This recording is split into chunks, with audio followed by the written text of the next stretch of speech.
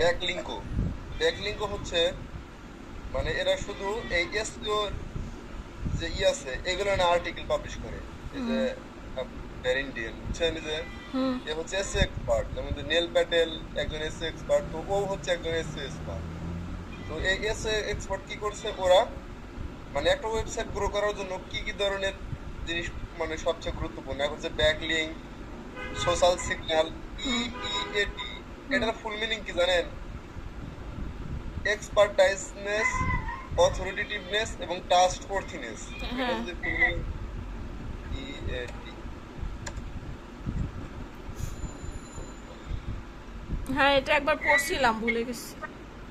দেখেন এই যে এক্সপার্টাইজ, এক্সপার্টাইজ, ওয়ার্থিনেস, ট্রাস্টওয়ার্থিনেস, অথেন্টিভনেস, দেখছেন? হ্যাঁ, ট্রাস্টওয়ার্দিনেস। হ্যাঁ, মানে এটা কি মানে কিন্তু একটা ওয়েবসাইটের জন্য ইএটি করা, মানে ইএটি হচ্ছে একটা ওয়েবসাইটের জন্য আপনার ওয়েবসাইটটা কতটুকু ট্রাস্ট, মানে মানে একজন ভিজিটর যখন ওয়েবসাইটে ঢুকবে তখন আপনার ওয়েবসাইটটা কতটুকু ট্রাস্টেড, এখানে কিছু পেজ আছে কিনা, নিচের মানে কন্টাক্ট পেজ আছে কিনা, মানে এ টু জেড। হ্যাঁ।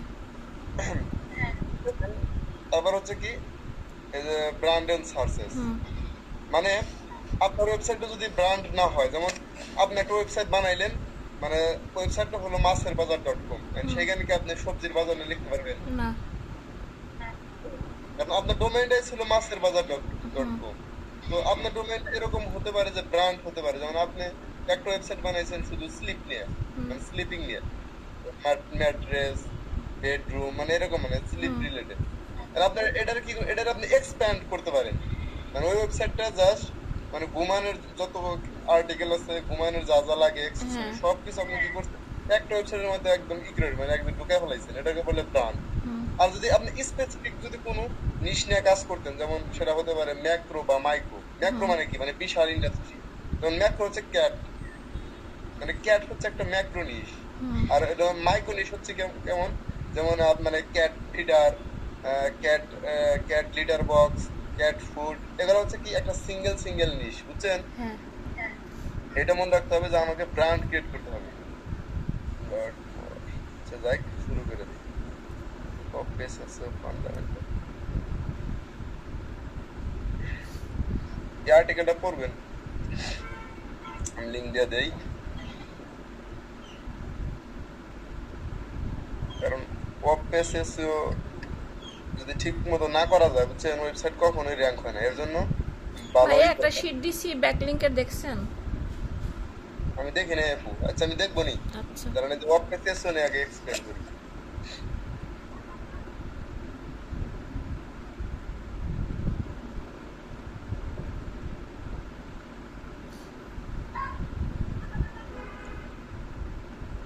কোন পেজ এসইও,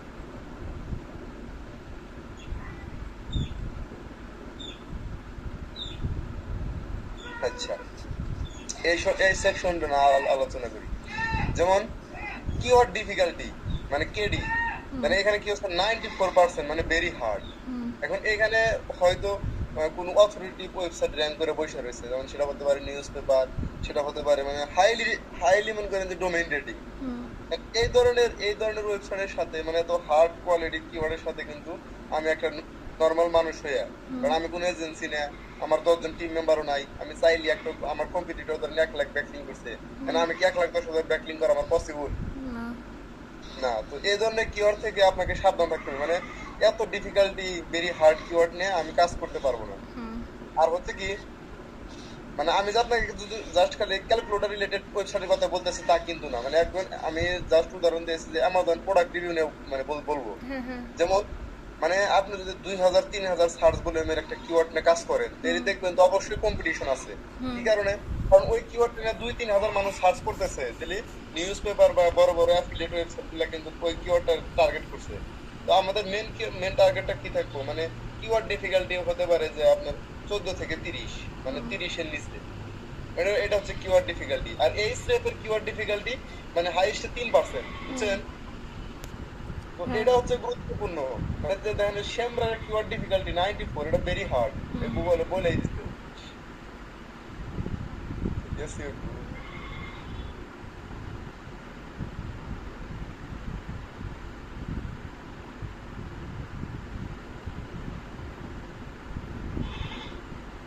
এই দেখেন long tail keyword, long tail কিওয়ার্ডটা মানে কি বোঝেন কি আপু? উদাহরণ দিতে পারবেন একটা লং টেল কিওয়ার্ড কি? যেমন লং কিওয়ার্ড, লং কথা আর কি। না, লং টেল কিওয়ার্ডটা হচ্ছে এরকম, যেমন বেস্ট হোটেল ইন ঢাকা, হ্যাঁ মানে এটা যদি আমাদের মেন কিওয়ার্ড হয়, and এটার আন্ডারে লং টেল কিওয়ার্ডটা কি হতে পারে? যেমন best hotel at Dhanmondi in Dhaka, মানে আমি একটা নির্দিষ্ট স্পেসিফিক কোন একটা এরিয়ারে মানে বলতেছি। হুম আমাদের মেন কিওয়ার্ড ছিল বেস্ট হোটেল ইন ঢাকা, কিন্তু না, আমি এটারে লং টেল কিওয়ার্ড কি হতে পারে তাহলে? Best hotel at Dhanmondi in Dhaka, তাই না? হ্যাঁ তো এটা হচ্ছে long tail long keyword. Keyword হ্যাঁ লং টেল কিওয়ার্ড কিন্তু আরো অনেক ভাবে হতে পারে, যেমন আমার ইটা ছিল, ক্যালকুলেটর ছিল, then water software, and long tail কিওয়ার্ডটা হতে পারে যেমন মানে এরকম হতে পারে যে water software for large home, office, appointment, এরকম না? হ্যাঁ বেস্ট মানে লং টেল কিওয়ার্ডটা এরকম হতে পারে যে বেস্ট ওয়াটার সফটওয়্যার ফর হতে পারে অফিস, অ্যাপয়েন্টমেন্ট, মানে বিভিন্ন হতে পারে, এগুলো হচ্ছে লং টেল কিওয়ার্ড। কিন্তু মেন কিওয়ার্ডটা কি ছিল? বেস্ট অর্ডার সফটওয়্যার, বুঝছেন? ওটাতে সাবজেক্ট প্রেডিকেট দুইটাই থাকবে। হ্যাঁ, দুইটাই থাকবে। তো এখানে হচ্ছে লং টেল কিওয়ার্ড সবচেয়ে বেশি র্যাঙ্ক হয়, যেমন যে কিওয়ার্ড যত বেশি লম্বা তার যদি অল্প সার্চ থাকে আর আপনি যদি ভালো যদি ইনফরমেশন দিতে পারেন অবশ্যই র্যাঙ্ক হবে, বুঝছেন?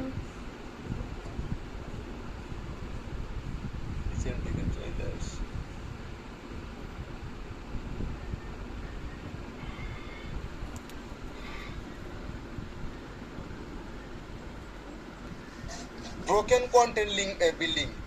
ব্রোকেন কন্টেন্ট কি? যেমন এই ওয়েবসাইটে ধরেন অনেকগুলা কিন্তু লিঙ্ক আছে, আছে না? যেমন মানে আমরা কি কি করি, মানে এক করি ইন্টারনাল লিঙ্ক, সাপোজ ধরেন এটা একটা লিঙ্ক, এটা হচ্ছে যে এই ওয়েবসাইটের সাথে একটা অন্য পেজের সাথে লিঙ্ক, এটাকে বলে ইন্টারনাল লিঙ্ক। আর এক্সটার্নাল লিঙ্কিং কি? যেমন এই যে বাইরে থেকে আর্টিকেল, হ্যাঁ আর্টিকেল, এটা হচ্ছে মানে এই আর্টিকেল থেকে আমার ওয়েবসাইটে লিঙ্ক দিলাম, এটা বলে এক্সটার্নাল লিঙ্ক।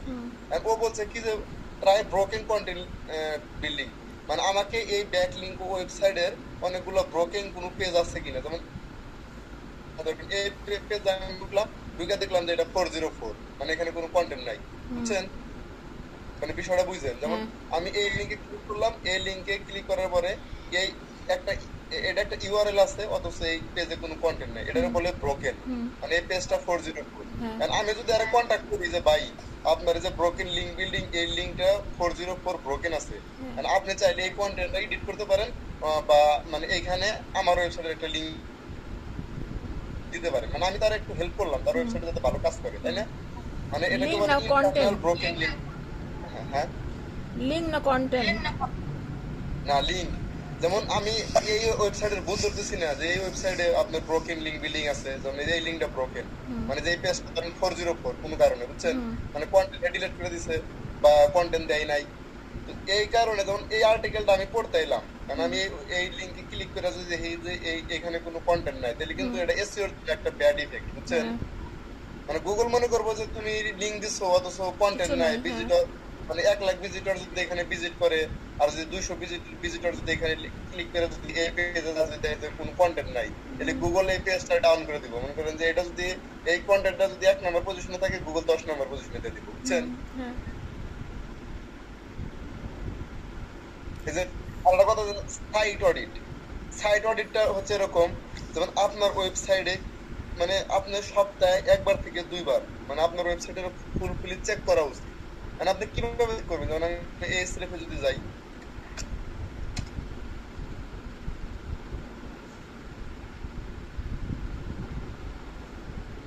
যেমন এখানে হেলথ স্কোর 80 আছে, মানে ওয়েবসাইটের হেলথ স্কোর 80, এখন এটা 100 হলো না কেন নিয়ে, তাহলে অবশ্যই কোনো সমস্যা আছে, তাই না? বিষয়টা বুঝলেন? মানে ভাইয়া সমস্যা ডোমেন রেটিং 1 কেন?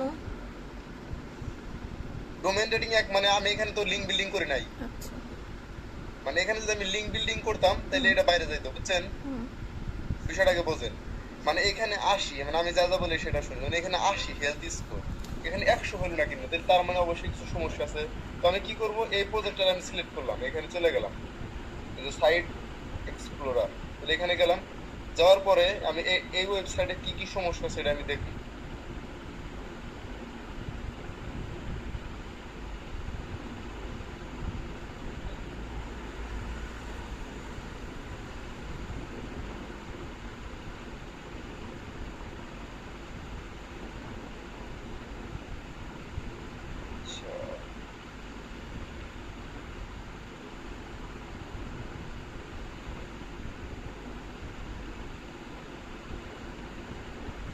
এই যে সাইট অডিট, মানে এই অপশনটা খুঁজে পাইছিলাম না, সাইট অডিটে গেলাম।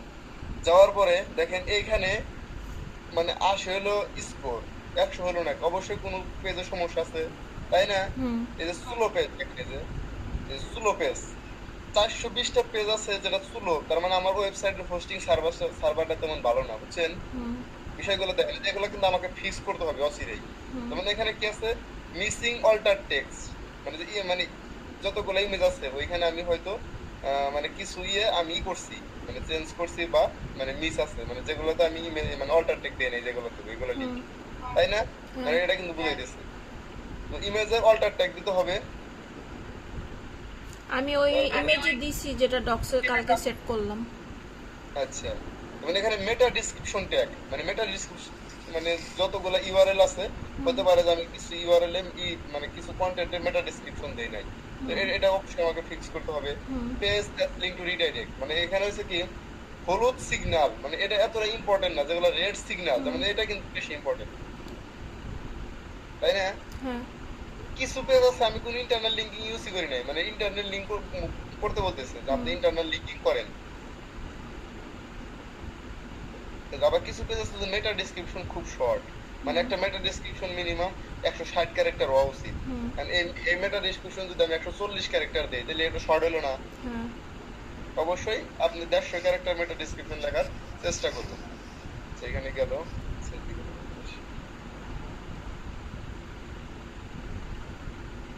অল ইস্যু, মানে 5টা বড় ইস্যু আছে, যেমন যে 404 পেজ, হুম অবশ্যই কোন একটা পেজ 404 আছে, আমি চেক করব। এই দেখেন যে নট ফাউন্ড, কিন্তু এটা হচ্ছে যে ওয়ার্ডপ্রেসের একটা মানে ওয়ার্ডপ্রেসের একটা বাই ডিফল্ট একটা বুঝছেন? হুম এটা তো গুরুত্বপূর্ণ না। তাহলে এটা যদি করি, ক্লিক করি যেমন 404 নট ফাউন্ড, কিন্তু এটা তো আর গুগলের কাছে ইন্ডেক্স নাই, বুঝছেন? হ্যাঁ মানে এই পেজটা ইন্ডেক্স আছে কিনা আমি দেখবো কিভাবে? তাহলে এই যে এখানে আমি সাইট ক্লোন দিলাম, এটা কিন্তু গুগলের কাছে কোনো পেজ নাই। হুম কিন্তু এরকম হয়তো যে এই যে এইটা দেখেন, এই যে সাইট ক্লোন, দেখছেন কতগুলো, সবগুলো ইন্ডেক্স আছে, তাই না? হুম কিন্তু স্পেসিফিক যে ইউআরএল এটা কিন্তু গুগলের কাছে ইন্ডেক্স নাই। তাই কি করতেছে, সাবমিট টু ইন্ডেক্স নাও না, কারণ আমি এই পেজে কোনো কন্টেন্টও নাই, আর এটা কোনো একটা হাবিজাবি একটা লিঙ্ক, তাই না? হুম তো এটা নিয়ে আমার মাথা মানে কোনো দরকার নেই, এটা বাদ। মানে তারা এটা যদি কোনো পেজ হইতো আর যেখানে 404 থাকতো, তাহলে আমি কি করতাম, ওই পেজে কন্টেন্ট দিতাম, বুঝছেন আপু? হুম যেমন একটা পেজ আছে আমার ওয়েবসাইটে 404, তাহলে 404 যদি পেজ থাকে তাহলে গুগলের কাছে এটা খারাপ সাইন না? হ্যাঁ তো আমি কি করব, ওই পেজে আমি কন্টেন্ট দিব। এই যে আপু, আমি যে আপনার সাথে এত কথা বলতেছি, আপনার কিন্তু এক্সপার্ট বানানোর চেষ্টা করতেছি, কারণ আমি নিজে এত ইংলিশে ভালো না, তো আপনাকে যদি আমি গাইডলাইন দিতে পারি আপনি অবশ্যই এক্সপার্ট হবেন, বুঝছেন? হ্যাঁ ভাইয়া অবশ্যই। Link to 404 page, link to 404 page মানে কি, মানে যে পেজে মানে একই ইউআরএল, যেমন এই ইউআরএলটা 404 ধরেন, মানে এই একই ইউআরএল 4-5টা পেজ থেকে লিঙ্ক পাইছে, তো 4-5টা পেজে কিন্তু গুগলের কাছে ব্যাড সাইট, মানে গুগল দেখতেছে কি যে তুমি একই ইউআরএল দিয়ে 4-5টা পেজ থেকে মানে মানে কন্টেন্ট থেকে তুমি লিঙ্ক দিছো, কি কারণে লিঙ্ক দিছো যেখানে কোনো কন্টেন্ট নাই? বিষয়টা বুঝছেন? হুম মানে ওটাও করা যাবে না। যেমন যে কন্টাক্ট আস, তো কন্টাক্ট আস পেজ কিন্তু মনে করেন যে আছে আমার, তো আমি অতএব এটা চিন্তা করবো না, এটা মানে এই টুল তো আসলে গুগলের সাথে তো অ্যাকুরেট না, মানে যে কন্টাক্ট আস পেজ আমার আছে, তাই না? আচ্ছা হ্যাঁ তো এটা নিয়ে আমার এত নাই, প্যারা নাই। এখানে হয়তো কোনো সমস্যা হতে পারে, ও সরি, কন্টাক্ট আস পেজ মানে এই এই টুলটা ধরতেছে যে কন্টাক্ট আস পেজ থেকে তুমি এই পেজে লিংক দিছো, তো আমি দেখি আমি কোনো লিংক দিছি কিনা, প্রাইভেসি পলিসিতে যা দেখি,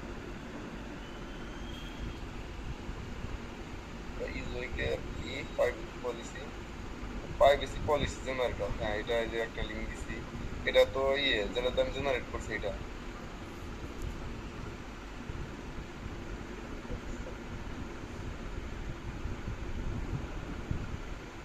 Sorry, এইটা কি,